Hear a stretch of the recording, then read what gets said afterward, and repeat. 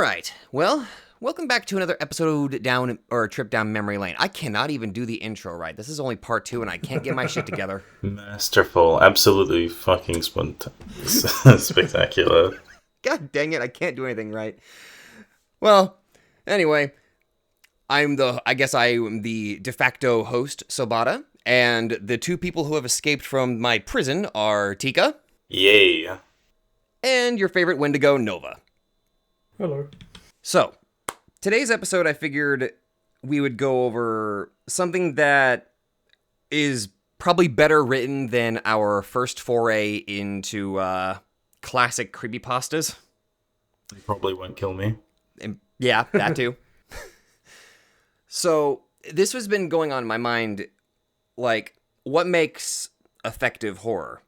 And there's a few factors that kind of go into it.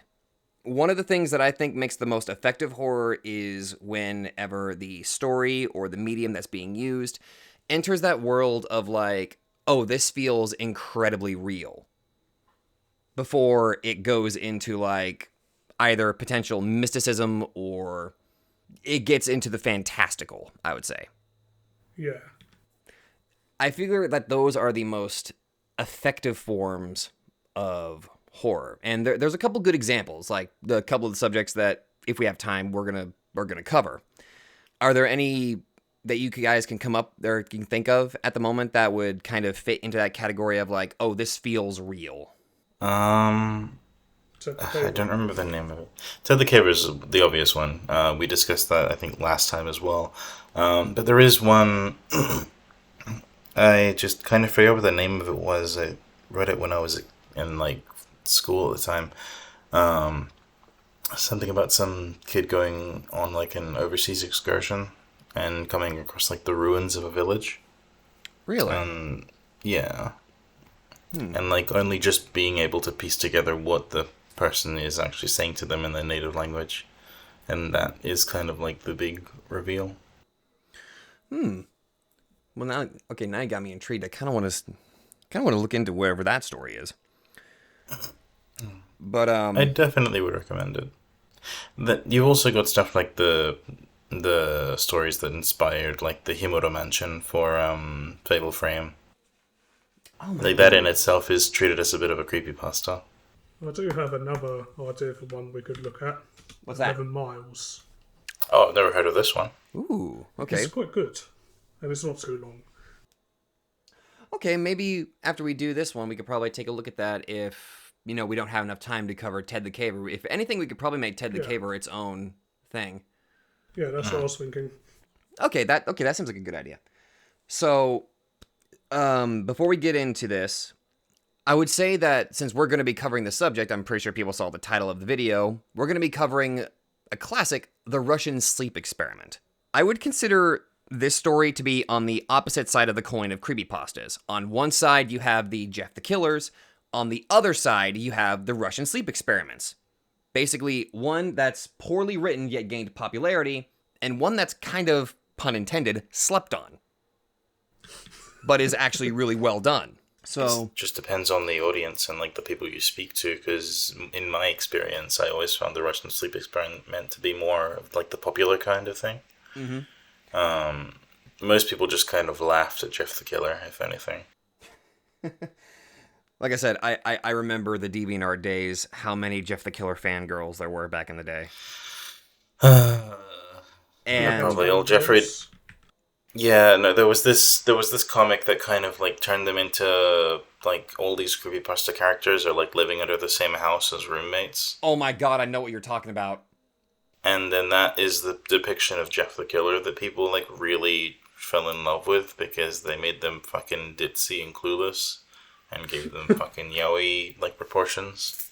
Oh, man. You are just reminding me of the times that people would ship Jeff the Killer with Slender Man. Yeah, yep, that's it. That's the one. My sister showed it to me like maybe 5 years ago, and I still remember it. And I'm just like, this is so fucking stupid. I like I said, I've already told you, I'm guilty of like being a fan of Jeff the Killer and drawing him a couple of times back in the day of DeviantArt because I sucked at reading stories, and I didn't realize, oh wow, this is actually kind of bad. But I am grateful that one of my earliest creepypastas was the Russian sleep experiment, because I feel like at least I got to read a good one. It made a good impression. It made a very good impression. Now, I have not reread this story in a very long time. I only ever have really positive memories about it. So there might be some things I may have forgotten, but I figured this time I'm going to be focusing solely on a good portion of the narration. If there's like any sort of dialogue, then I'll probably turn to you two to like offer those. Sound good? I'll take care of narration. You do some voices? Yeah, deal. Could do. All right. So before we get started, I believe this story was written, or at least it was uploaded to the Creepypasta Wiki by, oh my goodness, what was his name? Somebody called Orange Soda.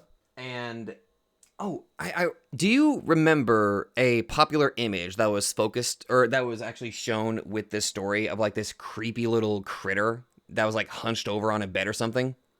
Yes, I remember that very clearly. I found out something very interesting about that. Like, whenever I read that story and I thought, oh shit, this adds to the whole subject about how a horror can impact you and have this sense of realism that makes you think, oh shit, this really happened. I actually looked into the origin of this little image. Fun fact, it's a Halloween prop. Really? Yeah, from what I was able to find out, it was called Spasm, spelled S-P-A-Z-M. That was the name of the Halloween prop that was used. Of course, they would do a Z. It's probably back during the time of, like, that being a main thing, because, ooh, scary but cool.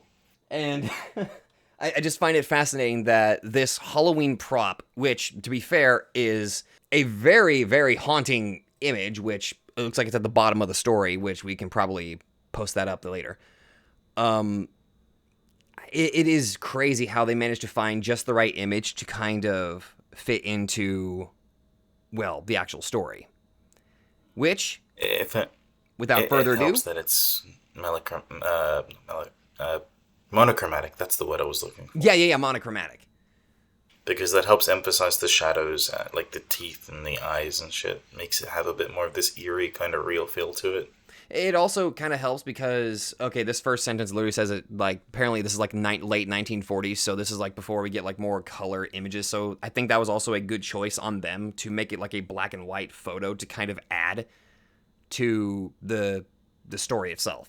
Yeah. So now, without further ado, let's begin the Russian sleep experiment. Russian researchers in the late 1940s kept 5 people awake for 15 days using an experimental gas-based stimulant. They were kept in a sealed environment to carefully monitor their oxygen intake, so the gas didn't kill them, since it was toxic in high concentrations. This was before closed-circuit cameras, so they had only microphones and 5-inch thick glass porthole-sized windows into the chamber to monitor them. The chamber was stocked with books and cots to sleep on, but no bedding, as well as running water, a toilet, and enough dried food to last all 5 for over a month. Now, immediately, this is already starting off much stronger than Jeff the Killer did. Like, it's very descriptive. You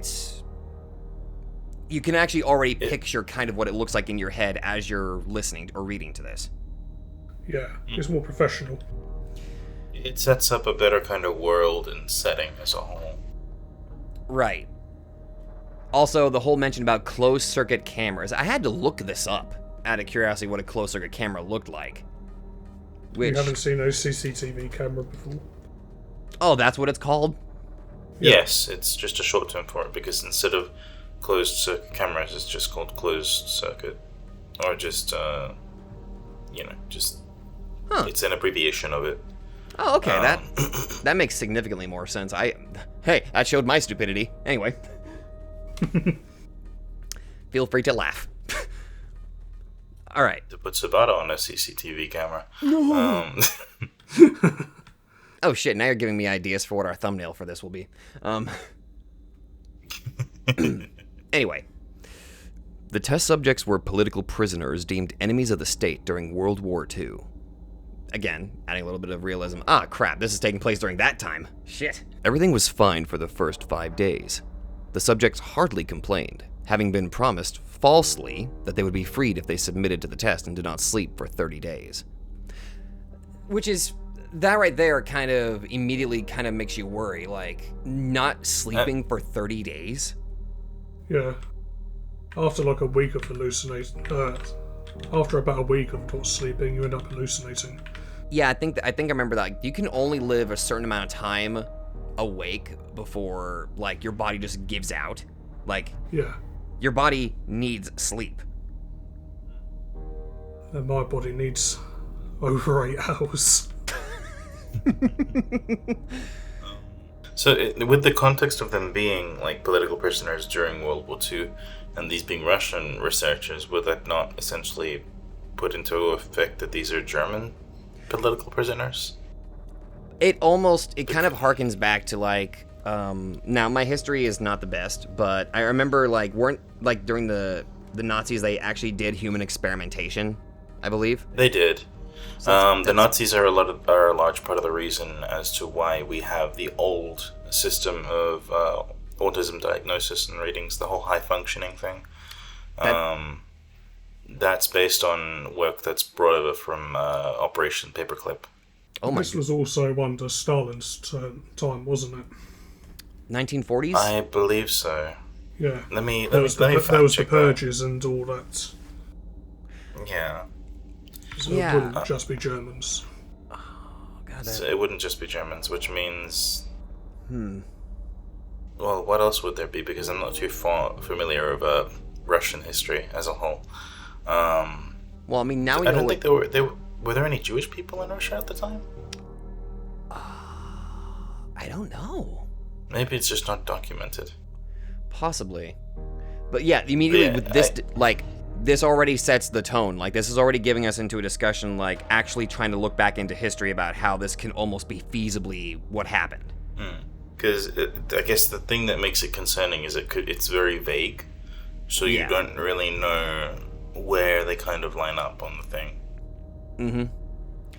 It's from, this is actually kind of reading like somebody translated a bunch of paperwork that was found in like an old, like, decrepit laboratory. Like, they just kind of summarized and translated a bunch of research paper that they found. So that's why there's like that level of vagueness to it. Anyway, their conversations and activities were monitored, and it was noted that they continued to talk about increasingly traumatic incidents in their past. The general tone of their conversations took on a darker aspect after the 4-day mark. Okay, so after 4 days of being awake straight, they immediately changed the tone of their conversations. Okay, let's see. After 5 days, they started to complain about the circumstances and events that led them to where they were, and started to demonstrate severe paranoia. They stopped talking to each other and began alternately whispering into the microphones and one-way mirrored portholes. Oddly, they all seemed to think that they could win the trust of the experimenters by turning over their comrades, the other subjects in captivity with them. At first, the researchers suspected this was an effect of the gas itself. Okay, that feels like it's like, that's an interesting idea. The whispering into the microphones and all that. And this is after only, 5 days? It's a state of mania, I believe, so that kind of makes a lot of sense that they're desperately clinging onto whatever shred of sanity they have left. It almost puts me into, like, maybe, I might be kind of going a little bit weird here with the 5 stages of, like, grief. Like, they've already they're grieving that they're prisoners, but now they're in the bargaining stage. More or less, yeah. At least that's the kind of starting thing I'm kind of connecting to. And never mind, I just saw the first sentence of the next paragraph. After 9 days, the first of them started screaming. He ran the length of the chamber repeatedly, yelling at the top of his lungs for 3 hours straight, at which point he continued attempting to scream but was only able to produce occasional squeaks. The researchers postulated that he had physically torn his vocal cords.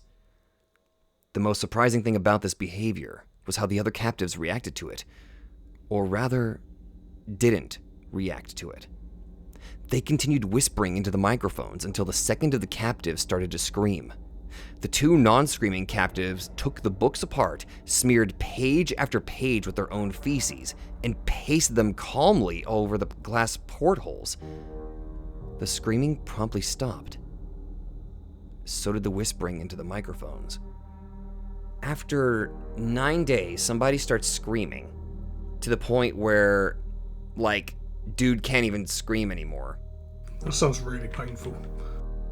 Like, imagine trying to scream, like, at the top, like, scream as loud as you can for 3 hours straight. Like, I can barely even imagine what kind of pain that would put on somebody's throat. So they were bleeding, if anything. Yeah.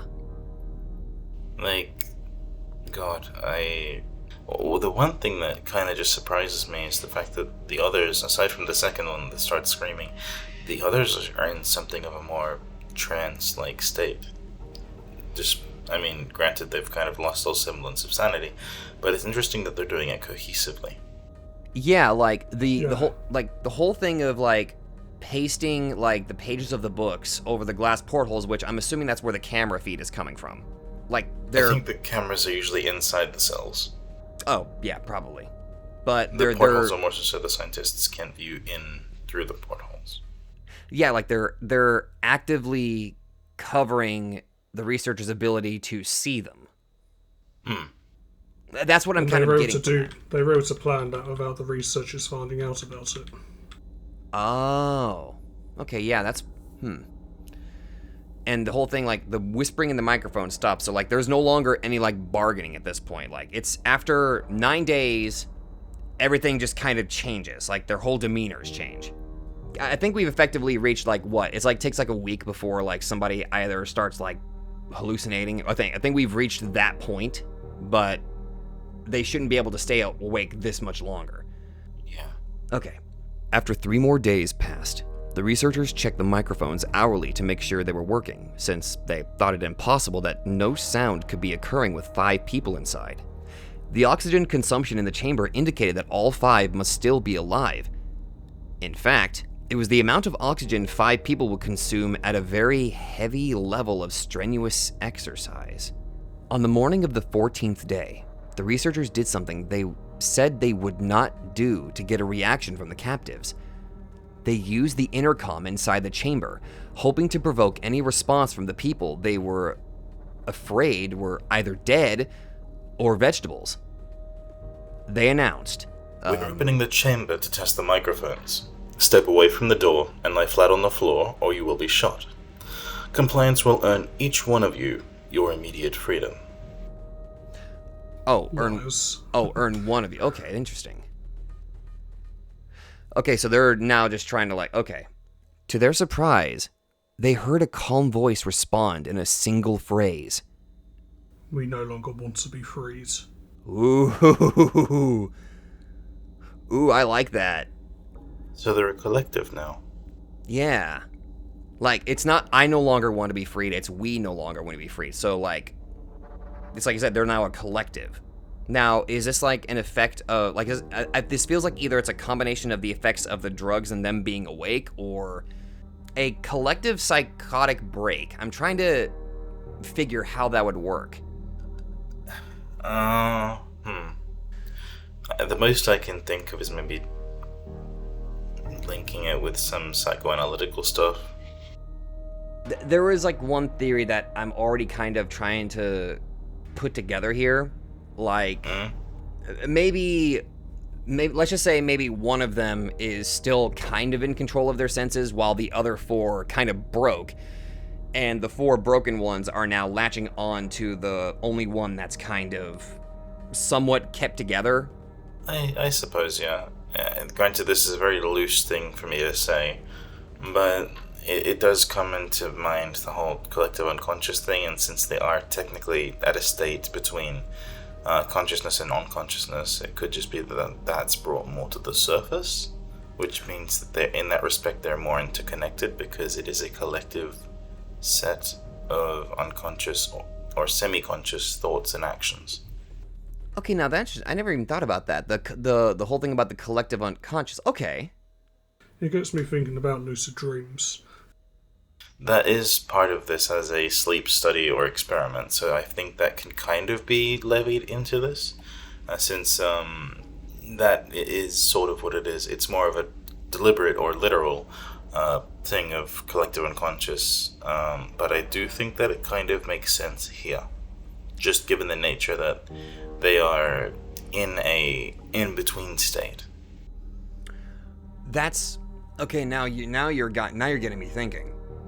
Like maybe this whole collective unconsciousness was only able to be kind of interacted with or accessed because they've been kept awake for so long, maybe. I mean, do you remember the archetypes of Jungian psychoanalysis? No, you're gonna have to refresh my memory on that one.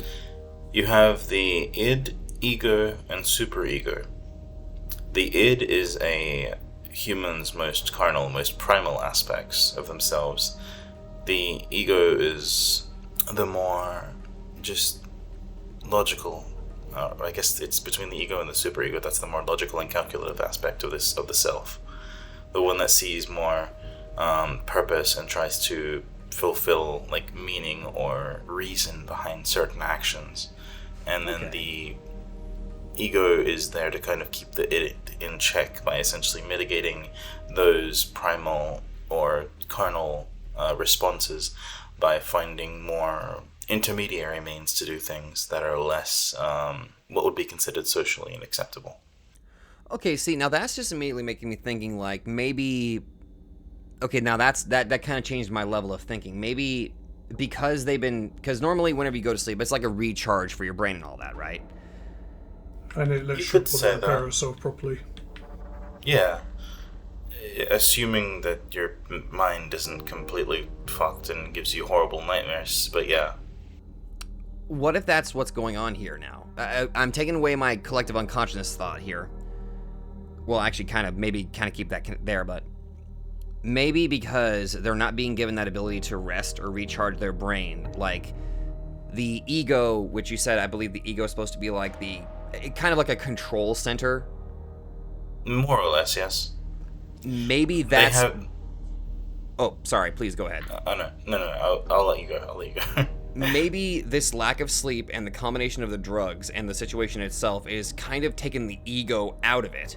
And now, like, we're seeing what happens when the ego is kind of letting the id go just a little bit, like, unrestrained. Yeah, that's kind of my theory. It was that at this state of delirium, their body is basically treating it like they're in a living nightmare in every possible sense. So the id is the main forefront here, rather than the ego or superego. But they are not attacking people violently either, from what we can see. Yeah. So in that respect, they do have some semblance of ego left, even if it is just to be non-violent outside of the whole screaming and covering the porthole with feces and paper. Oh, that almost kind of got me into thinking maybe the screaming was a sign of the ego kind of like decaying in that moment. Maybe some just have weaker fortitudes than others in that chamber. Right, because we're dealing with like 5 individual people. Not each one of them has the same level of fortitude as the other. Yeah. Everybody's brain is built different, so that makes sense. Maybe what we were witnessing were like the weaker of the 5 breaking down. And the ones that were covering the glass porthole still had a little bit of that ego left in them. That's kind of what I'm thinking, yeah. Ooh, okay. See, infinitely already liking the discussion on this a little bit more. Okay. All right. I was not expecting to start discussing psychoanalytic theory in the creepypasta, but that's a welcome change compared to last time. This is definitely a welcome change. I love this. All right. Debate broke out among the researchers and the military forces funding the research. Unable to provoke any more response using the intercom, it was finally decided to open the chamber at midnight on the 15th day. So they're about halfway through. They're about halfway through the study of 30 days. The chamber was flushed of the stimulant gas and filled with fresh air. And immediately, voices from the microphones began to object. 3 different voices began begging, as if pleading for the life of loved ones, to turn the gas back on. The chamber was opened, and soldiers were sent in to retrieve the test subjects. They began to scream louder than ever, and so did the soldiers when they saw what was inside. Oh, I don't like that. Now they're begging for the gas to come back on. 4 of the 5 subjects were still alive, although no one could rightly call the state that any of them in life. The food rations past day 5 had not been so much as touched. Sorry. I misread. Okay, I know. I confused that. The food rations past day 5. So, like, they were eating the food rations, but day 5 and onward, they haven't even been touched. There were chunks of meat from the dead test subject's thighs and chest stuffed into the drain in the center of the chamber, blocking it and allowing 4 inches of water to accumulate on the floor. Ugh! Precisely how much of the water on the floor was actually blood was never determined. All 4 surviving test subjects also had large portions of muscle and skin torn away from their bodies. The destruction of flesh and exposed bone on their fingertips indicated that the wounds were inflicted by hand, not with teeth as the researchers initially thought. Closer examination of the position and angles of the wounds indicated that most, if not all of them, were self-inflicted. Oh. This is some real Dead Space imagery to me. I was about to make that comment. This, like, my brain kind of defaulted to Dead Space while I'm imagining this. Yeah, it's the body horror. And that's the weird thing. They were tearing out parts of their own body with their bare hands. They don't have the books anymore to fiddle with, so it makes sense the only thing they do, because they don't want to touch the other people, is to dig into themselves and make themselves feel something. I'm wondering if the gas also works as an anesthetic, so they don't feel what's been done to them, and that's why they want it back on. Ooh, yeah. It's probably a side effect, now that you mention it.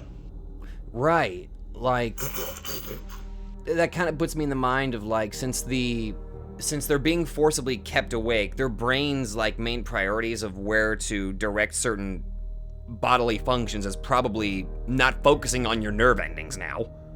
Oh, adrenaline. Adrenaline! Oh, yeah.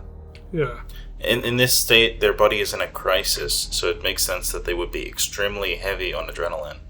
Though how much the body can produce in a state like this, I'm not too sure. It begs the question, like, is it merely that they are trying to fight against the adrenaline and feel something, even when they're in this state? Is it a coping mechanism? Is it just a reaction? Is it, like, there's a lot of questions I have about the purpose behind the self-harm aspect, I guess.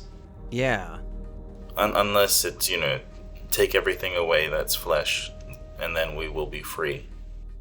Ooh, take away all that is flesh and we will be free. Holy crap. That's kind of what I'm thinking, just because that's a more crude spiritual sense, but that's kind of what I'm feeling. Yeah. Like, they just want to die together. That's why the 4 of them are all huddled together. It's why they don't want to leave that chamber. It's why that they say they don't want to, they don't want to leave anymore.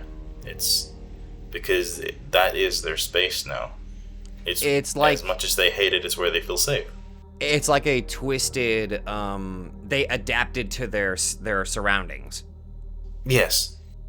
In a very crude and messed up way. Yeah. But then Stockholm Syndrome is a thing, so... there's also that. It's just a much more fucked up version of that, where in this case, instead of it being like, oh no, I want to be here because I enjoy it, it's like, I want to be here because there's nothing else out there for me, and this is going to be, like, my last stand, or something like that. And man. They took some creative... Sorry. No, go. I was going to make a dumb joke. No, go. Man, they took some creative liberties with this Beauty and the Beast remake. Honestly, I could see it being some fucked up version of that. Like, it's just, I get this impression that they're going for something, like, ultimately they want to be free, but not by mortal means. Oh, kind of more like on a messed up sort of spiritual sense at this point. Yeah, that's what I'm perceiving. Okay. We don't know about these prisoners, but the fact alone that they have been just repeatedly doing that to themselves, and technically each other if you count the dead corpse, they've been just surviving on what could potentially be water and blood. You mentioned the water. Yeah, you mentioned the water and blood thing. Like that kind of brings me back to the whole what was it? There's like they put. Oh yeah. There were chunks of meat from the dead test subject's thighs and chest stuffed into the drain in the center of the chamber, blocking it and allowing for. Yeah, like okay, so there's like a drain in the center. I believe that's like for like if the test subjects have to like use the bathroom because they're like my image is they're trapped in a big square room with like no bathroom or amenities and stuff like that. I believe it mentioned that they had a toilet actually at the very beginning. Oh yeah, probably. Oh yeah, I think it did. Yeah. Yeah, as well as running water, a toilet, and enough dried food to last all 5 over a month. So in this case, they're just letting the tap run. They're just clogging the drain at the bottom, which it's interesting as well that they chose the thighs and chest. Chest itself is not necessarily a very meaty portion of the human body, but the thighs themselves are. Yeah. Huh. It's like maybe they wanted something more flat shaped so they could plug it. I'm just thinking about it a little bit like that, just because it's like I don't know. Maybe it's inconsequential in the greater themes of the story, but it's just interesting that they specifically mentioned the chest. Yeah, it makes out of every other part of the body. It makes you think. Like it's trying to make you think. Like try to figure out why. All right. I don't really have too much else to add on this though. Yeah, let's push a little bit forward. See what else we get here. The abdominal organs below the ribcage of all 4 test subjects had been removed. Wait. The abdominal organs below the ribcage of all 4 test subjects have been removed? Yeah. So their intestines are gone. So, wait. Okay. While the heart, lungs, and diaphragm remained in place, the skin and most of the muscles attached to the ribs had been ripped off, exposing the lungs through the ribcage. Oh, that is a gnarly image. So, their lower intestines and all of that, they're not attached to any of the 4 test subjects, but they still have their heart, lungs, and diaphragm. That's probably why they don't want to eat, is because they don't have a digestive tract anymore. They do if you read on a little bit. Yeah. All the blood vessels and organs remained intact, but had been taken out and laid on the floor, fanning out around the eviscerated but still living bodies of the subjects. The digestive tract of all 4 could be seen to be working, digesting food. It quickly became apparent that what they were digesting was their own flesh that they had ripped off and eaten over the course of days. Ugh. Okay. Yeah, this is definitely the most horrific part of the story.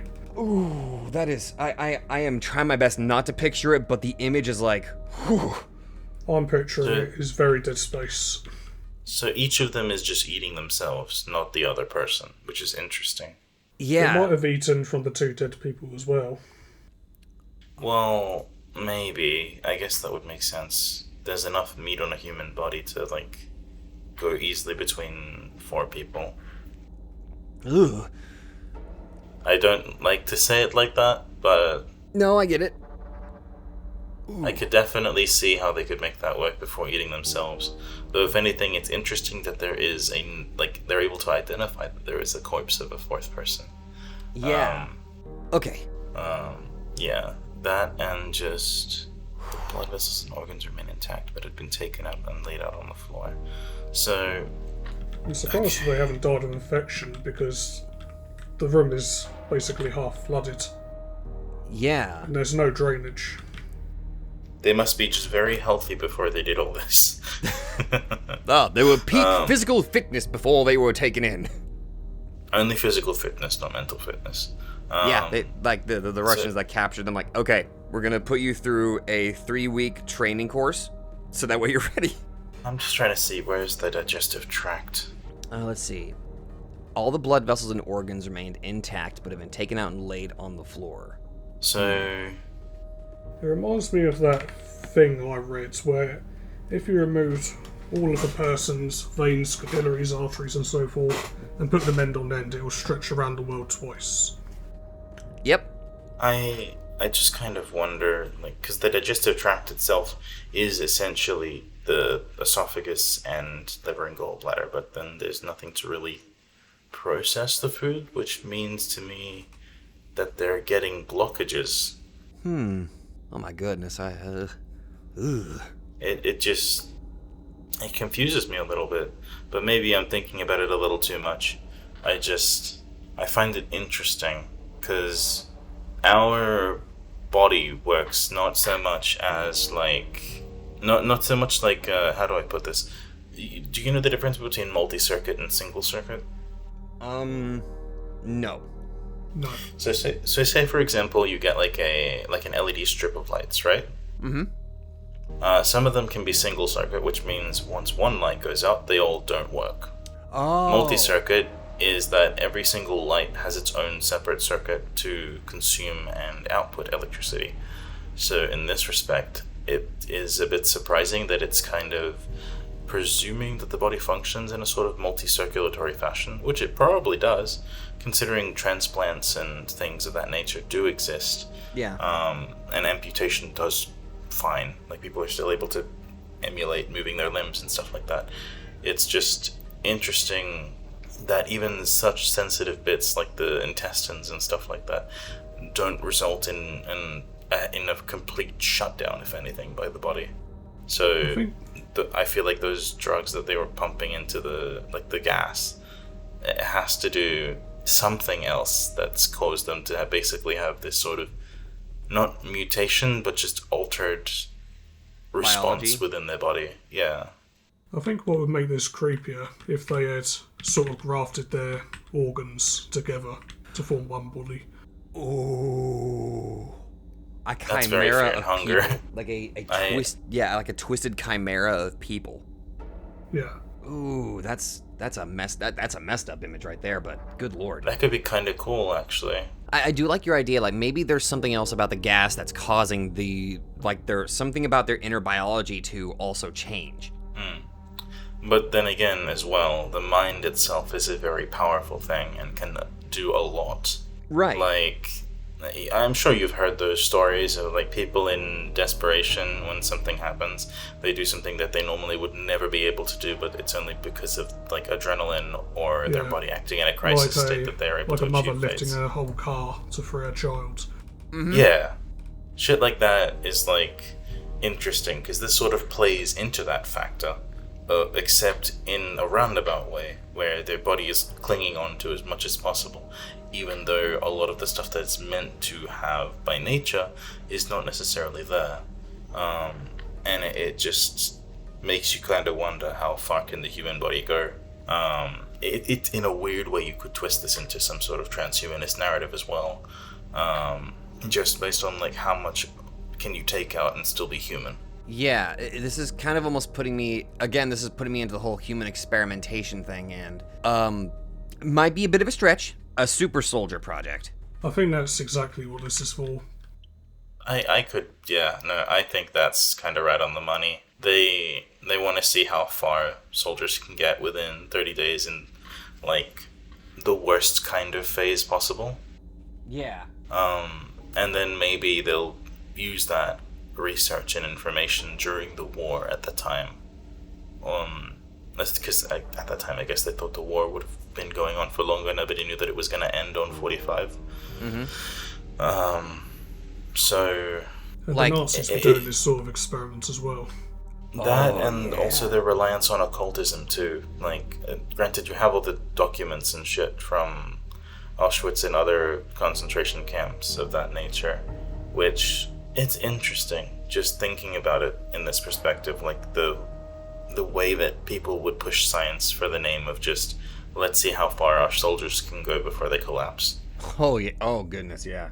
Ooh, especially because it's not soldiers they're testing, but just prisoners of war, which, if I'm not mistaken, is against, well, I think the Geneva Convention was before World War II. I think that was established before then. Or was it afterwards? It feels like that would be something I don't know. That feels like something that would take place after World War II, where the Geneva Convention is brought into place. But let me have a look. Yeah. I like fact check. Yeah, no, it was after. It was 1949, 12th of August, 1949. So they were. In this story, it definitely makes sense that they would do this because they'd be within, legal bounds to do so. Since it's not necessarily considered illegal or inhumane. It's considered a war crime, maybe, but it's not necessarily something that is unconstitutional until 1949 hits. Really feels like the writer of this really did their research. I could definitely believe it. I feel like they've definitely put a lot of care into this. Though we could also just be reading into it too much because we might just be reading too into it because I think we were reaching that point where now it's starting to get into like, now we're kind of getting like, okay, yeah, remind it, right, bring it back. We're in a horror story. Yeah. Because like it started off being like, oh no, there's a level of realism here, and then we get into all the blood vessels and organs remained intact but have been taken out and laid on the floor, fanning out around the eviscerated but still living bodies of the subjects.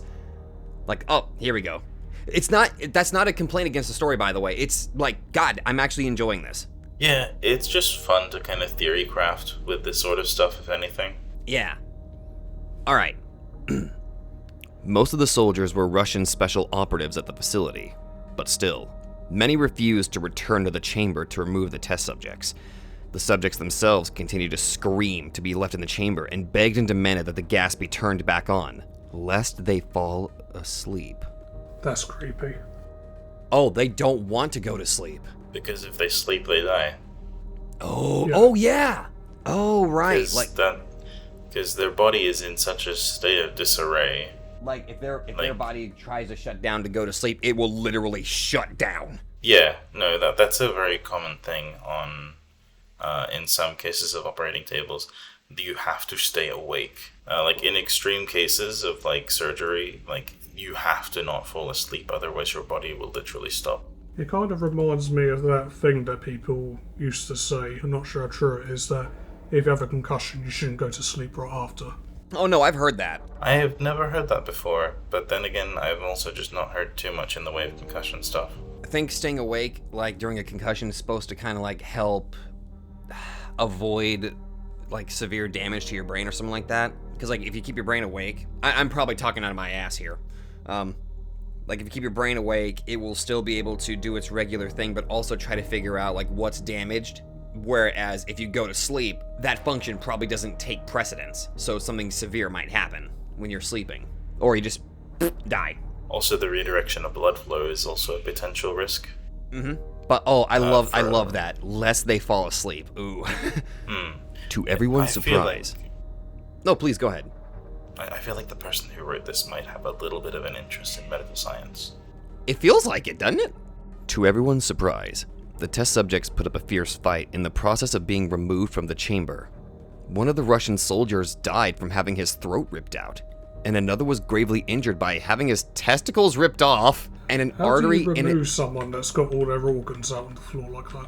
I have, that kind of goes back into our subject about how, like, adrenaline makes you do, like, feats of strength, so maybe even in their completely eviscerated state, they were still somehow able to do that. Like, remember, it was stated that they were ripping out, like, they were self-inflicting, like, ripping out chunks of their own thighs and flesh and all of that with their own hands. I don't mean how they were able to attack, I mean how the soldiers would be able to get them out of there in the first place without damaging them.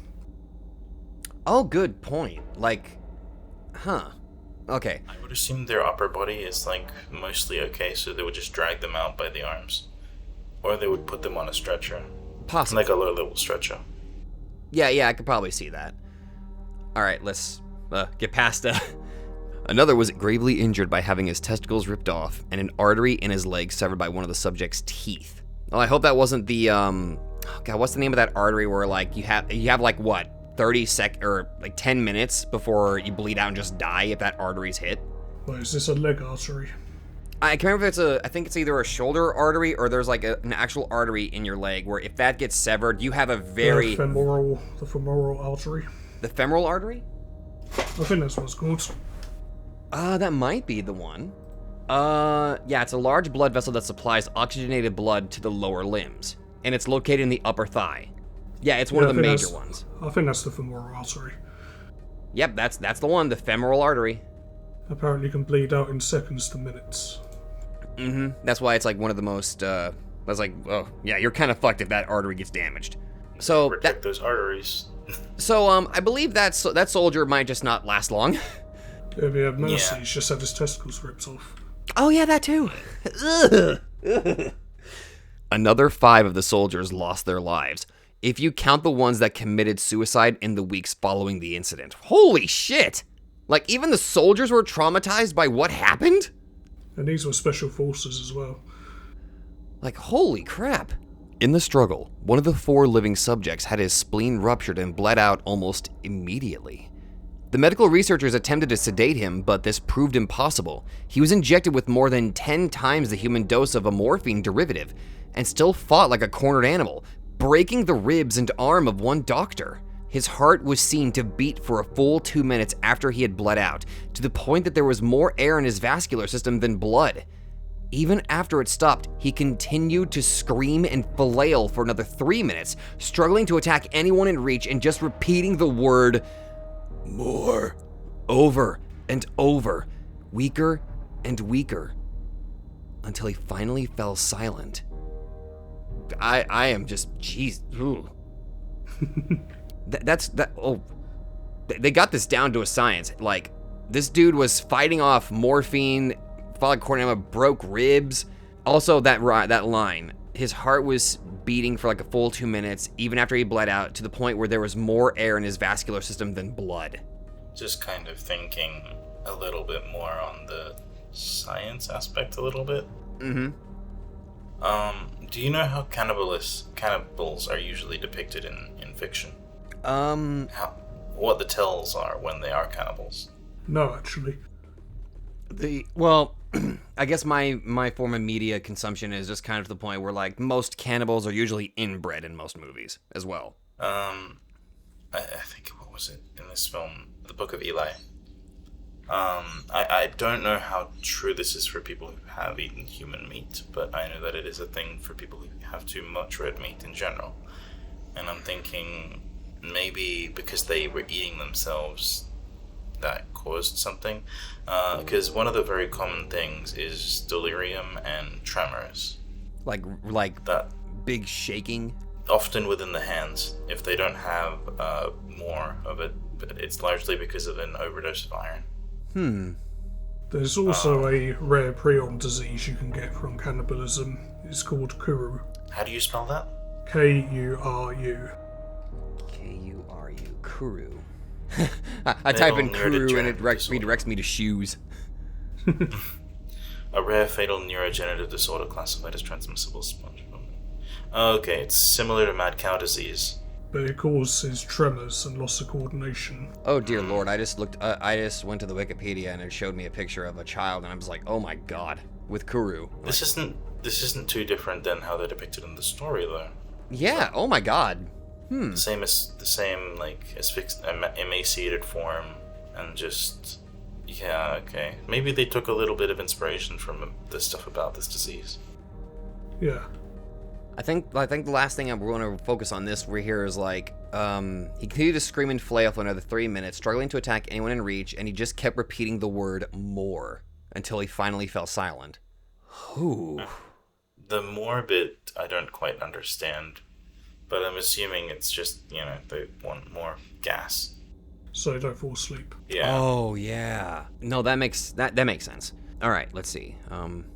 The surviving 3 test subjects were heavily restrained and moved to a medical facility.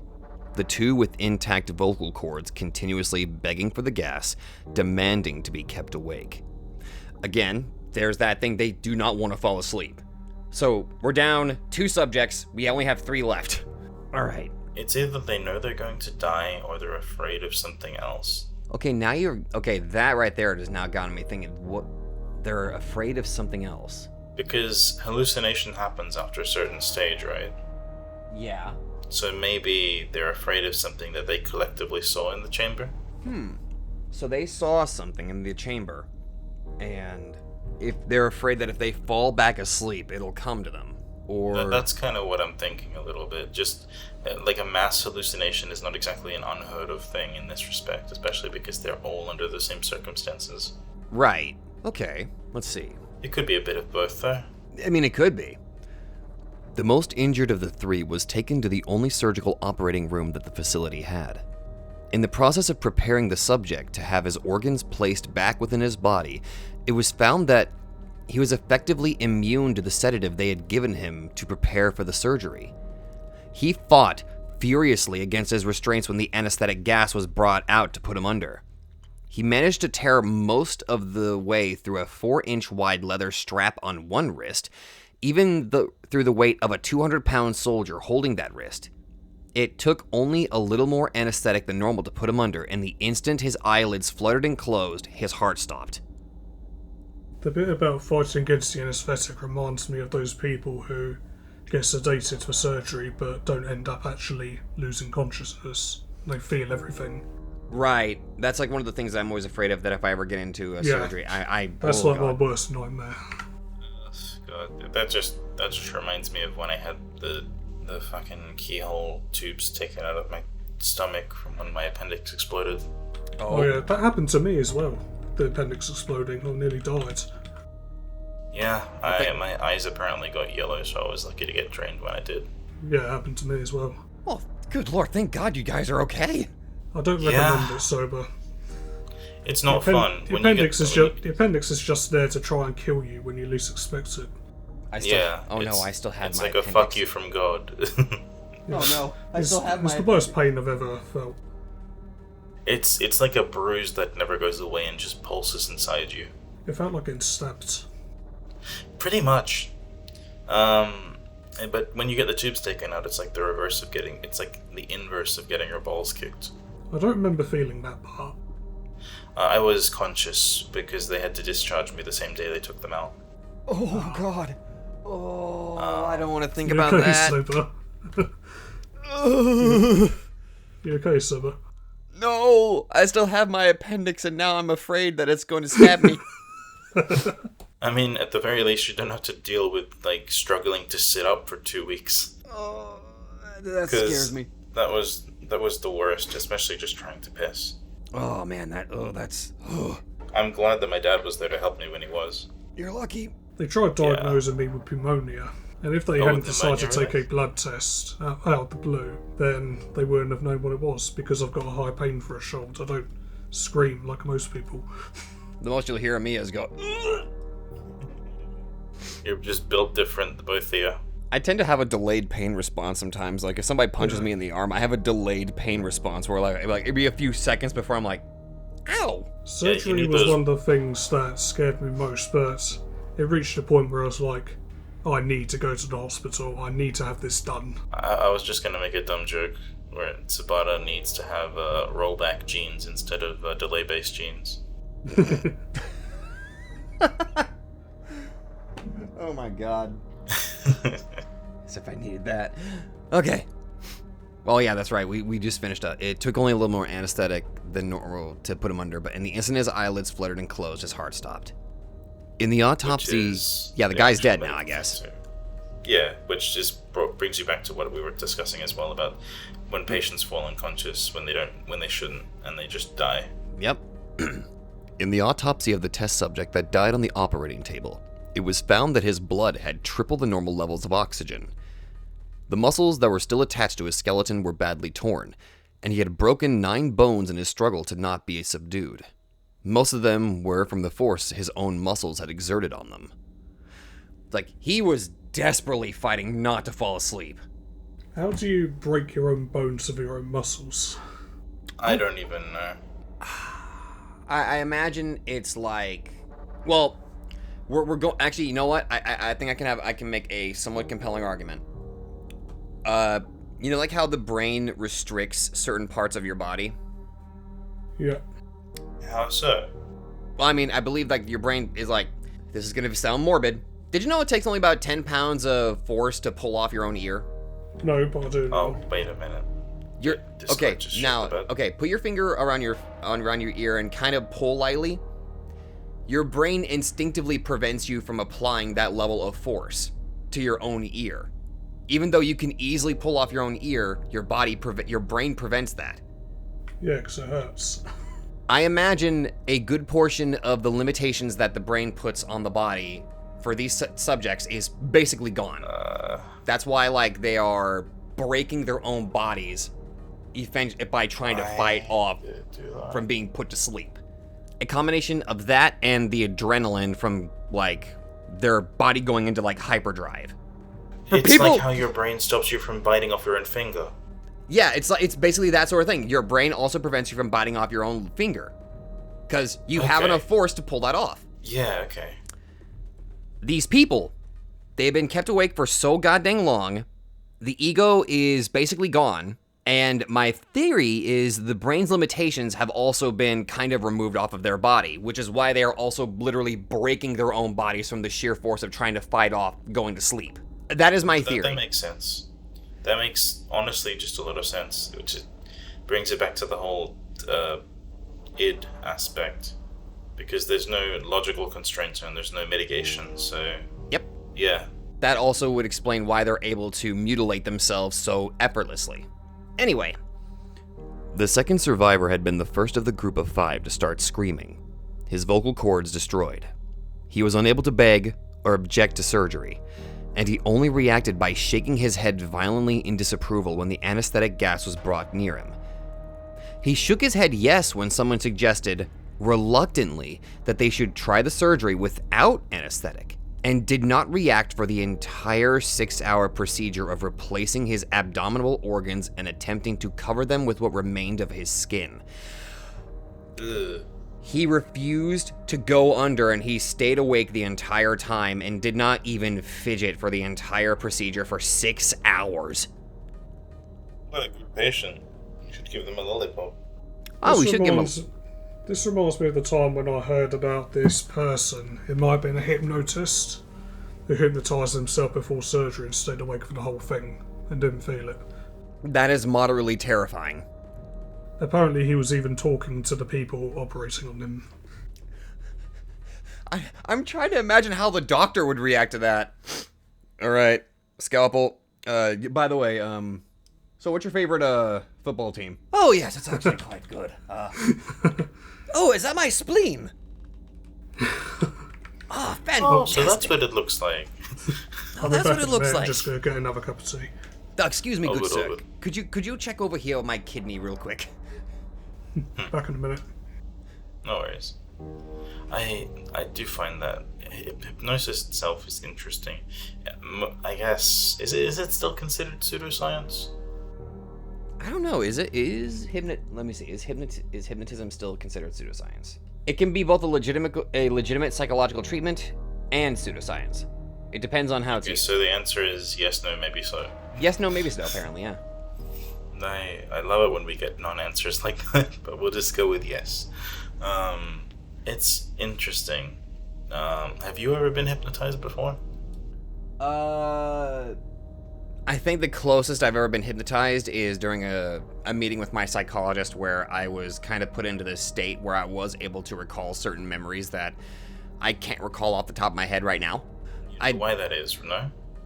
I think he just kind of kept me extremely calm, and he had me remember very specific things, like, I guess, the smell of the air, what color the wall, or what color is reminiscent of where the memory takes place.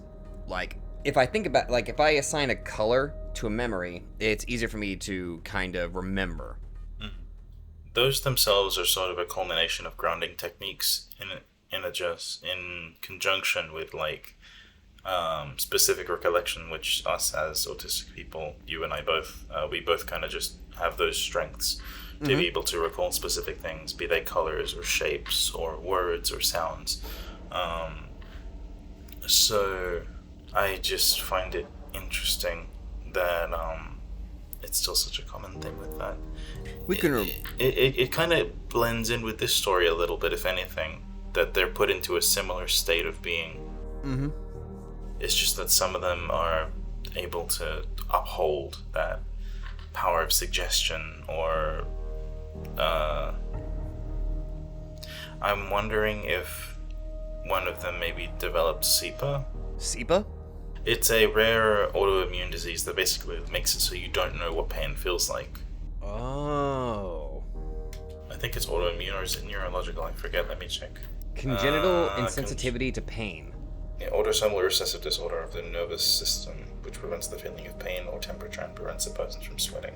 So it's a rare disease, but I'm wondering if it can be induced, according to this story, at any point, as like maybe a potential side effect where there are SEPA-like symptoms. Which kind of fits into the whole super soldier idea. But then again, wouldn't it make more sense for somebody to at least have the sense of pain?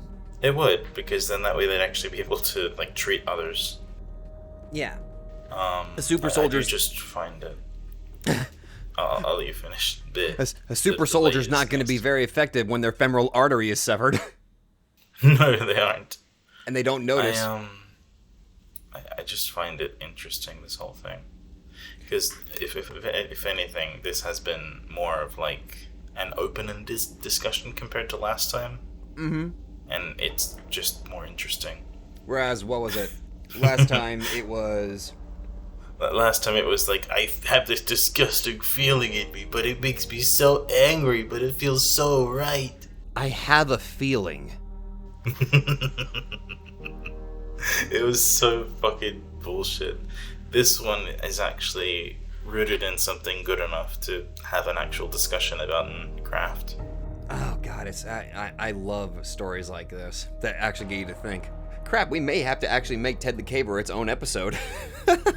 I think we will, because we've gone on for just about an hour and 10 minutes now.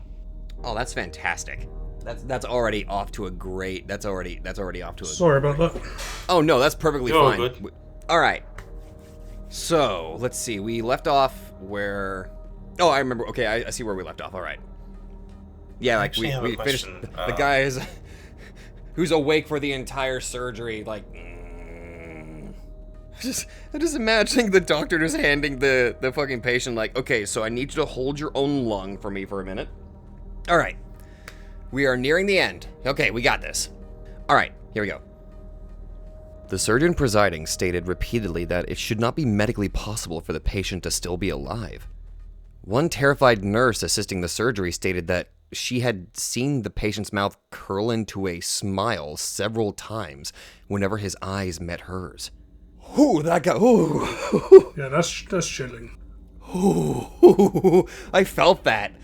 Just the horrifying image of like you just standing over a patient and they just slowly turn to you and smile while they're being worked on.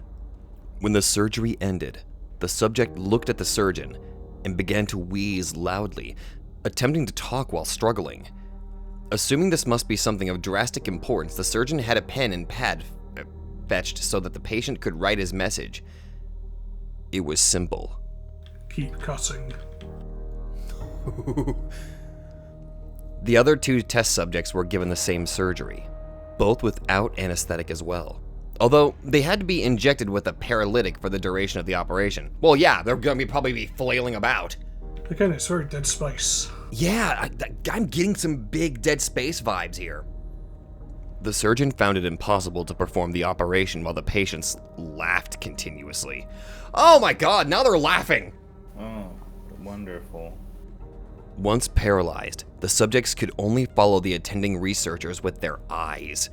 The paralytic cleared their system in an abnormally short period of time, and they were soon trying to escape their bonds. The moment they could speak, they were again asking for the stimulant gas. The researchers tried asking why they had injured themselves, why they had ripped out their own guts, and why they wanted to be given the gas again. Only one response was given. I must remain awake. All three subjects' restraints were reinforced, and they were placed back into the chamber, awaiting determination as to what should be done with them. The researchers, facing the wrath of their military benefactors for having failed the stated goals of their project, considered euthanizing the surviving subjects. The commanding officer, an ex-KGB, instead saw potential and wanted to see what would happen if they were put back on the gas. The researchers strongly objected, but were overruled. Yeah, this is definitely a super soldier project sort of deal here. Yeah. In preparation for being sealed in the chamber again, the subjects were connected to an EEG monitor and had their restraints padded for long-term confinement. To everyone's surprise, all three stopped struggling the moment it was let slip that they were going back on the gas. It was obvious that, at this point, all three were putting up a great struggle to stay awake. One of the subjects that could speak was humming loudly and continuously. The mute subject was straining his legs against the leather bonds with all his might. First left, then right, then left again for something to focus on. The remaining subject was holding his head off his pillow and blinking rapidly. Having been the first to be wired to the EEG machine, most of the researchers were monitoring his brainwaves in surprise. They were normal most of the time, but sometimes flatlined inexplicably. It looked as though if he were repeatedly suffering brain death before returning to normal. As they focused on papers scrolling out off of the brainwave monitor, only one nurse saw the man's eyes slip shut at the same moment his head hit the pillow. His brainwaves immediately changed to that of deep sleep, then flatlined for the last time as his heart simultaneously stopped. Okay, so that was literally the end of that one. Okay. He was dying repeatedly before finally just hitting the pillow and actually completely dying. Yeah. We're only down to one last subject. The only remaining subject that could speak started screaming to be sealed in now. His brainwaves showed the same flat lines as the one who had just died from falling asleep.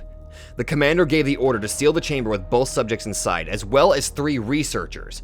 One of the named 3 immediately drew his gun and shot the commander point blank between the eyes, then turned the gun on the mute subject and blew his brains out as well. Jesus! The only sensible person in the story. Literally, the only sensible person! He pointed his gun at the remaining subject, still restrained to a bed as the remaining members of the medical and research team fled the room. I won't be locked in here with these things. Not with you. He screamed at the man strapped to the table. What are you? He demanded. I must know. The subject smiled. You've forgotten so easily. The subject asked. We are you. We are the madness that lurks within you all, begging to be free at every moment in your deepest animal mind. We are what you hide in your beds every night. We are what you sedate into silence and paralysis when you go into the nocturnal haven where we cannot tread. The researcher paused, then aimed at the subject's heart and fired. The EEG flatlined as the subject weakly choked out. So nearly free. And that was the Russian sleep experiment. God, I'm not so sure about that last bit. It felt a bit cheesy. It kind of... See, now it's like we were tackling this from as much as a scientific perspective as we possibly could, but now we've reached a point where it's almost like... Was what they were talking to even human at that point? I don't think so. I think they stopped being human around the time they started eviscerating themselves. Yeah. So, now that immediately makes me think about, so it's around that time where they start self-mutilating themselves, where they stop becoming human. What is it that they basically turn into that results in this final, dialogue here? It's basically just the id. Think about it. Oh, shit, yeah! We are the madness that lurks within you all, begging to be free at every moment in your deepest animal mind. Animal mind referring to the carnal and primal instincts of the id. That's an interesting theory. Ooh, well, I mean, with what we were discussing, with it being like the death of the ego, and now all we have left is the id, that really fits into your theory. Ooh, so the freedom it seeks is not so much just from the experiment itself, but just to be in control of the body. Damn. Infinitely better than Jeff the Killer, I'll say that much.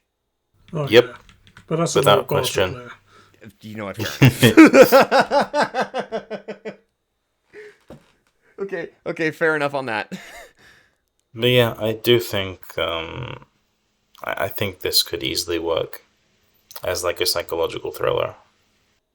Oh yeah, like with the way that we were theorizing that, oh my god, like if you get rid of the ego and all that's left is the id, what you have is almost not even human. It's a monster in the pure form. It just kind of is what makes the most sense to me. Honestly, yeah, I kind of like that interpretation. Like, I honestly, I think now that we kind of gone over this, I think this story still kind of holds up to this day. I think. Yeah, I think so. Oh my goodness, when was this story written? I mean, I was in high school at the time, so... Yeah. I think I was in high school around the time that I read this. I think I was. The fact that there are still getting like comments about this story too, which is great. I've actually had some horror ambience on in the background for this whole session. Ah, perfect. I should do that next time. Yeah, we could add it to the recording maybe. Honestly, I'll probably tell my editor. I'll probably like throw him like, hey, I got some ideas here for some ambiance for this one. Also, maybe throw in some like sound effects to like kind of replicate what it's like being in like the Russian chamber and all that. Oh, that'd be creepy. Yeah, that would be fun if I can put that together. Oh, if you want to, sure. All right, let me see. When do you plan on this to come out? Whenever it gets done. Okay, because in that case, I can work on that while I'm also editing the Fallout recordings. Sure. Take your time with the Fallout recordings. Now, let's go ahead. I think we have like one last little thing here. We have enough time to cover this, since you suggested this one, Nova. Mm-hmm. It's a short story. All right, yeah, we're going to tackle something called, as a little bonus for this, we're going to read 11 Miles. I've actually never heard of this, believe it or not. It sounds like a movie title, to be honest, so it's a bit new to me as well. But I'm excited. It's going to be interesting seeing what this is like. All right, let's see what we got here. I'm actually kind of curious about this one. Written by Emery. Okay. Do you have something that you truly, relentlessly desire? Despite your state of life, is there something else that you would go completely to the end of the world to get? Well, lucky for you, there's a way to achieve what you're looking for, and you won't need to go to the end of the world to get it. But you will need to go somewhere. And the place may be too out of reach for some. It's not far away. Closer than one may believe, but there are requirements that some individuals may not meet. First, whatever it is that you seek, know that you must seriously desire what you want. In your eyes, it should be something you need. If you begin the journey without the correct state of mind, you will surely fail, as it will be near impossible to turn back once the journey starts. The second requirement is that you will need a vehicle of sorts. Most use a car, as it's the most comfortable choice. There have been a select few that have used small motorized vehicles such as an ATV or motorcycle, but this has proven to be quite difficult, as the conditions of the journey can prove to be too bothersome. Do not use a vehicle too large or noticeable, as you will need some of the cover of night to be most safe. Also, while any sort of car will do, you may not want to choose the most expensive or cherished vehicle. You can take your slick new black Mercedes for the drive if you like, but don't expect it to come out in a pristine state. Make sure your vehicle is completely fueled before beginning the drive. The first task to accomplish is to locate the road. It doesn't have a name. It's not on the map. And technically it doesn't even exist. It will only show up if you're looking for it at the right time. And you will only spot it if you know what to look for. Finally, you must be alone during the journey. You didn't think you'd be able to go with the group, did you? Alright, already liking the rewrite. Okay, already liking this is a bit more fleshed out here. Yeah. Alright, now I'm getting... Okay, I am deep in the ragu. I am getting into this. I've never heard you say that. What the fuck? What? Deep in the ragu? That... I don't know why, that just sounds weird. It does? I guess because I don't use it very often. I hear it being used, but I don't know. I guess that's an American thing. I'm a filthy American. Anyway. It must be night when you begin. Choose the time of the night where you believe the roads are the least populated. Drive to any area that is just a stretch of road surrounded by woods. Here's where you want to start paying close attention. If you're looking for the road, it will turn up eventually, but you need to search for the road's hint in order to pull down the right one. Once you're close, you will see or feel its signs, but what the signs will be will depend on what it is you desire. For example, if you're in search of wealth, you may spot shimmers on the empty branches of trees as if they resemble the shine of gold or diamonds. If you seek love, you may begin to see rose petals slowly dance in the light breeze, blowing in the road's direction. If you seek revenge, you might sense an ever-growing feeling of heat or anger in your body as you approach. Just know what it is you really want, and you'll have no problem finding the turn. Once you're sure you've found the revealed road, take a deep breath and turn down onto it. At this point, you have officially started down the nameless road, which brings you through 11 miles, leading to whatever it is you seek. Each mile will test your desire and will expose if you really do want what you're searching for. Before you go any further, stop the car and be wary of a few advisements.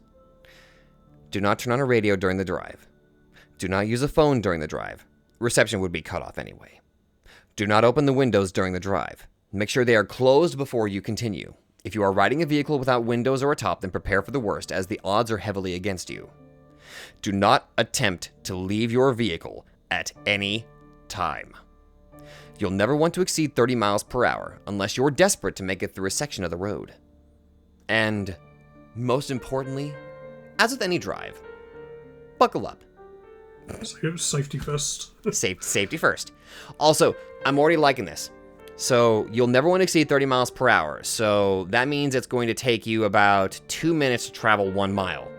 Okay, so that's 11 miles, 2 minutes, 11 times 2. The entire drive is going to take like 22 minutes, which might be a bit long for some people, especially if it's going to be something like this. Already liking that, already liking it. Feel free to prepare and make sure you're ready. Once the road has been entered, time has stopped, so you don't need to worry about losing the night. Though you may not notice, you're not actually in your own world anymore. Take one last moment to realize that once the first mile is over, there is no turning back. If you ponder turning back at all, know that you shouldn't even be on the journey in the first place. Once all is done, continue on the road. On the first mile, you won't see much change. The road passes through mostly woods, with a few miles being an exception. The air will turn a bit colder, in which you should turn on your heating system if the vehicle has one. You won't want to take your eyes off the road later. Take some time to calm any uneasiness by admiring some of the night sky. You'll see it completely lined with stars, more than what you would ever believe possible. If the weather was cloudy beforehand, you'll also notice that the sky is now clear. On the second mile, the air will become even colder. This is primarily the reason why traveling in an open vehicle is very difficult. With each mile, the air will drop in temperature, even if the season should be warm. If the air is too cold to bear, even with the heat on, your only option is to speed up. With each mile, the road also becomes more complex, taking more turns and showing an increasing amount of road hazards. Be sure to always keep focused on the road in front of you in order to avoid as many bumps or obstacles as possible. Hitting a few rocks and potholes won't hamper your progress too much, but you'll want to keep in the best condition for as long as possible. If your vehicle is forced to a stop because of damage, then there's nothing left you can do but eventually freeze to death. On the third mile, you may begin to spot silhouettes of human figures in the linings of trees. Pay no attention to them, even if they seem to get closer. It will be hard to resist peeking at their unnerving, distant appearance, but know that they will reveal themselves later. At this mile, the road will become dirt if you weren't driving on it in the beginning. Keep to the center of the path, as it will become narrow and wide at random intervals. On a quick side note, should you ever attempt to turn around, despite the previous warnings, you'll be left on a path which never ends. You would simply run out of fuel eventually, and be left to freeze in the cold conditions. Okay, so that's ugh. So if you fuck up even once, you're dead. You can't turn back once you've started. Oh my god, this is kind of reminding me. Actually, I'll name drop the story later. So that because I want to focus on this here. On the fourth mile, you will not only see more of the figures, but you will begin to, in a sense, hear them. In the back of your mind, a very faint, unintelligible whisper will echo. These will come and go, but you can't stop them. If they become bothersome or distracting, try and tune them out by thinking of what it is you desire. Attempting to listen and determine what the voices are saying will only attract them to you, and you want to be as far away from them as you can. They'll be closer later, so there's no use bringing them near you this early. On the 5th mile, you will come to a clearing. The lining of trees to your left will disappear to reveal a lake with no end, with a beaming great moon over the water. The illumination from the moon will be so spectacular that the vehicle's headlights will no longer be required. Restrain yourself from gazing at it. If you look at its light for even more than a few seconds, the road in front of you will end, throwing your vehicle into the water in which you will freeze in mere minutes. The voices will be gone for this mile, but don't rejoice yet. They will be back. It's a test of willpower. I'm already liking this. Oh god, I'm like picturing the entire drive in my head already. It's very descriptive. I'm already like picturing myself on this road as I'm reading it. I can kind of hear the whispers in my head, like imagining him. On the 6th mile, take into account that you are more than halfway done. Despite the progress, you may lose hope here. The stars will have disappeared at this point, leaving the sky an empty black abyss. The clearing will have ended, leading you back onto the woods. The only light you will have will be provided by your vehicle's headlights, but they will flicker from time to time, even if you're sure they're in perfect working order. If you have a radio in the vehicle, it will turn on here automatically. If you didn't turn it on beforehand, it will produce an overwhelming screech that will send you off the path. A calm voice will then begin to speak about your greatest fears, what it is you're horrified of in your life. It will speak in a way that will cause you to visualize the words in your mind, so don't listen to it. If you begin to comprehend what it's saying, the horrors will prove too much for you to stay on the road safely. Attempting to turn off the radio will prove no use. Speed up if you need to. Just keep your mind off the voice as much as you can. As you approach the end of the mile, the voice will fade out of the speakers, leaving your ears at peace. For now. On the 7th mile, the voices from the figures will return. It won't sound like a whisper this time, but more like distant screams, growing closer with each second. At some point on this mile, you'll hear one of them in your ear, as if one of them were right behind you. This is because one of the figures have found their way into your vehicle. Do not turn around. Their faces will shock you to a paralysis, leading you off the road. If you don't draw attention to it, it will become uninterested and hopefully leave. These beings are said to be the ones who have traveled down this road before but were not successful. They live the remainder of their existence suffering in the darkness, with their only goal being to bring other travelers down with them. It has been said from experience that these beings can't physically harm you. So long as they don't cause you to wreck, you should be fine. On the 8th mile, slow down if you're going too fast. The roads here take very sharp turns, which, if overshot, will throw your vehicle into a pit through the trees. The cold is near fatal here. If you were to have a glass or a bottle of liquid in your vehicle, it would be solid in seconds. The heating system will have become completely obsolete. Your headlights will flicker more, sometimes shutting off for a few seconds. You should brake if this happens, but do not completely stop.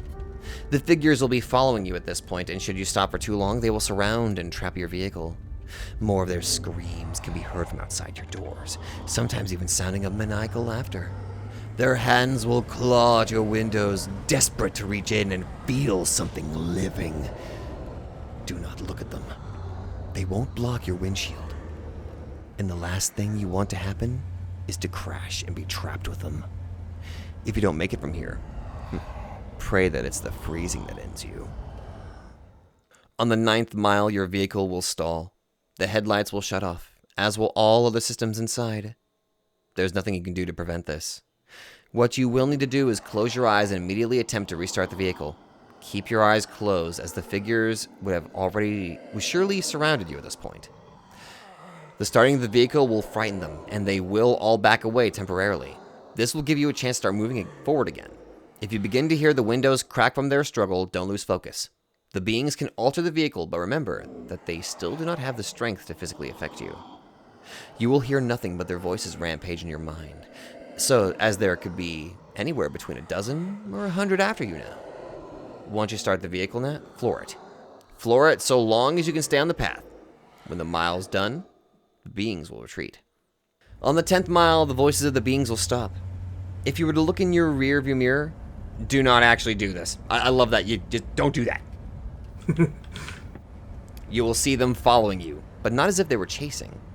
They're watching you, as if they were seeing you off. As you go down the 10th mile, the road will be smoother, as if you were back on the 1st mile. The figures will be lined the sides of the path ahead of you. They won't be after you, but they will watch you as you pass. Some have theorized that the beings are impressed here, that you have come a long way on the journey to what you desire. This is false. They're not impressed, but they are happy. They are happy you're about to approach the next mile. They're happy because you're most likely going to your death. On the 11th and final mile, everything in your vehicle will lose power, as it did on the 9th mile. The vehicle would normally be immobile, but you will still be moving. An unknown force will be pulling you forward. In the darkness, you will see a glowing red light up ahead, as if it were a light at the end of a tunnel. Close your eyes and cover them. Do whatever it takes to make sure you do not see what you are about to go through. Covering your ears would also be helpful, but keeping your eyes covered should be a higher priority. The red light is another clearing, but there's no moon or lake this time. Once it's entered, unrelenting and inconceivable noises will sound from all directions.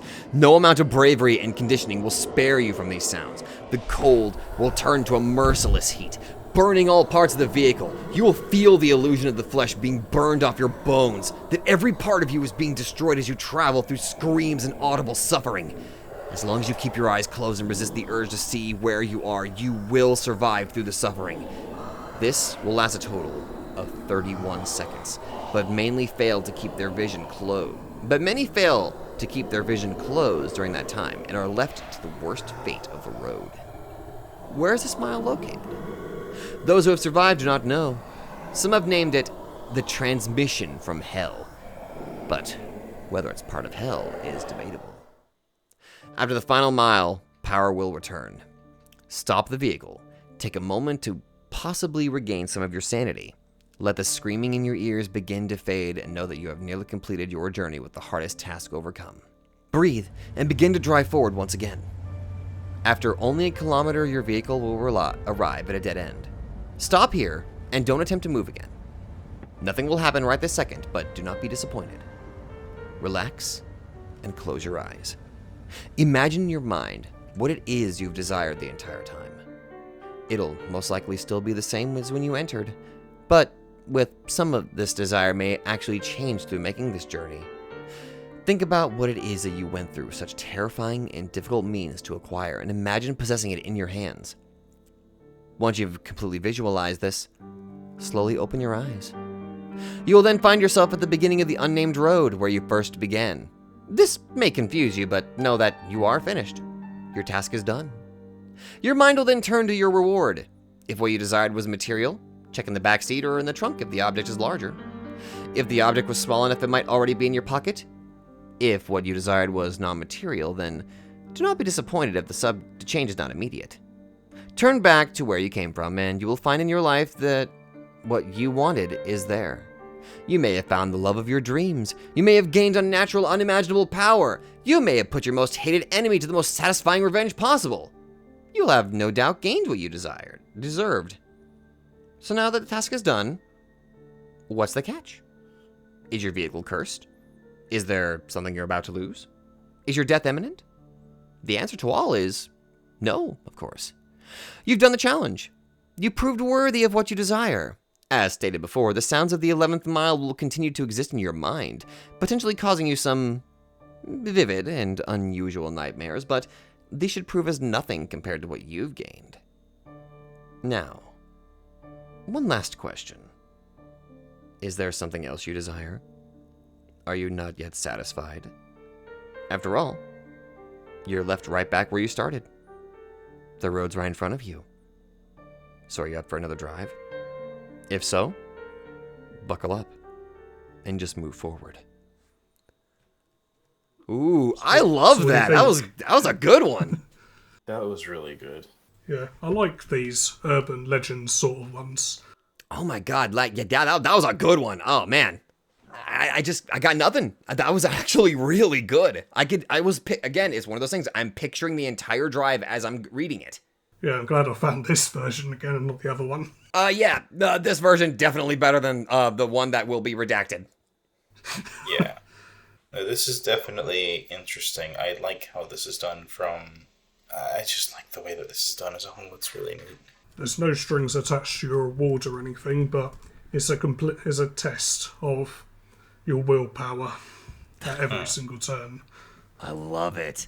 You can't turn back. You can't go too fast. You'll crash and die. Yeah, that was... Once you started, you have to see it through to the end. That, I was going to say that, it's funny. I was going to make a comparison here. It's a very long story. It would probably take us like multiple sessions to cover. There's a story that I heard about from another podcast that covered it. It's a story called The Left-Right Game. I haven't heard of that. I don't think that would fit into our discussion about the memory lane, but let's just say, well, from what I understand, it's a pretty good one. Well, actually, no. Yeah, I listened to it. It is actually pretty good. I'm trying my best not to say much else about it, but it is. Yeah, it would take multiple sessions for us to kind of cover the entirety of it. But one of the things I like about this one is there's no catch at the end. Like it says, there's no curse. You're not going to have years shaved off your lifespan or anything like that. yeah, You get what you want, and you're even allowed to try again if you want, but is it worth it? right. Like, oh man, that was a good one. A lot of these I feel would make really good short films or games. Oh shit, they would. Yeah, I could see this being a short game. Yeah, like they do the back in the day when they used to do Game Jam. Yeah. Oh, they still do it. Oh, they still do Game Jam? Yeah, game jams are a thing still. Like, I talked to you about Strawberry Jam the other day, remember? They're all different themes. The Reverse Metroidvania. Well, shit, that's pretty damn good. So that could be something I dig into. Oh yeah, looking over this, oh man, it would take us a long while to go over Ted the Caver, but that would be its own episode. Yeah. I think it deserves its own episode because there's a lot we can talk about, and we can kind of dig into like urban exploration a little bit before we start the recording. Yes, absolutely. Just to get us in the mindset, which will be good. It's funny, I actually asked in my server some popular creepypastas that we could actually kind of cover in the future one of these days. A few recommended, like maybe us taking a look at the SCP Foundation. Yeah, I think there are some good stories in there that have been recommended as well. Mm-hmm. And oh my goodness, another one like the this one I've actually been thinking about this one, the Godzilla NES one. What? Oh, yeah, the Godzilla NES creepypasta. I don't know about that, but I know the one where it's like the Godzilla suit actors getting fused with the suits. Oh, the man in the suit ARG. Yeah. Was it an ARG or was it analog horror? Oh, analog horror. Sorry, I always screw up the confusion of ARG and analog. My bad. Oh, good. But no, from what I understand, Godzilla NES apparently is like gaming creepypasta done right. Apparently. They're all public domain as well, I think. Yeah, we should have no problem reading that one. I mean, we could always go back to a poorly written one, like we could read Sonic.exe. No. I've never actually read Sonic.exe, so it'd be a new experience for me. I would not recommend them. Even the games are just fucking ass. Yeah, I did get that impression just from what I've heard. It's the same as the... Oh god, I'm outing myself here, but like the Lunar Nightmare games as well. They're just as bad as Sonic.exe. I'd like for us to stick to quality entries, please. We'll try to stick to quality. You know it's kind of sad when Sonic.exe is so bad that Friday Night Funkin' does it better. What was that Pokemon creepypasta? It was about Lavender Pikachu Town in Pokemon TV. BRVR? Yeah, that one. I remember that.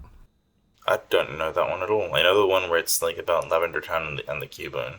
Oh my god, I remember listening to BRVR a long time ago, but I can't remember for the life of me what it focused on. It was about, that Pokemon TV game that I never played, the one you get a Jirachi from. Yeah. Yeah, it's about someone who, I think he played it for a long time and then he abandoned it and then came back and his Pikachu had a massive grudge and the game becomes all disturbing. Oh, I'm gonna have to look back into that one. Apparently they made a movie based on the sleep experiment, like the Russian sleep experiment. Oh, they did now. Yeah. There's quite a few adaptations, but this is one of them. Oh, coolio. Unfortunately, they're not Russian, but I'm hoping... The sleep experiment. Available... Wait, no, this is recent. Yep. Huh. We'll have to take a look at that later. Well, I think we managed to have ourselves a good time with this one. We actually got to read quality content in comparison to, go to sleep. Yeah. Go to Seethe. Go to Mauled. Exploiting that book with my mind. I think the thumbnail captured your energy immediately with that one. It really did. Because I just... God, that was suffering. But it's... You know what? Since my partner listens to that one pretty frequently, it gets them to have a good laugh. So you know what? My suffering's worthwhile. Awesome. Well, I think that's a pretty good place for us to wrap up. This was another episode of Memory Lane. I think next time we should definitely try to cover Ted the Caver. I almost called him Ked the Taver. Sorry, I think I need sleep from all of that stimulant that's been keeping me awake. Too much coffee for you. Coffee gas. Just trying to rip out your own organs during the night. I make no promises. And try not to put shit paper on your walls. I told you that in confidence. In confidence, or in the other word that I forget what it is right now? Incompetence. Not incompetence. In confidentiality. Incontinence. Oh, god damn it! No! Incontinence, no, I don't think that. Okay. I could say something, but I think this episode is over.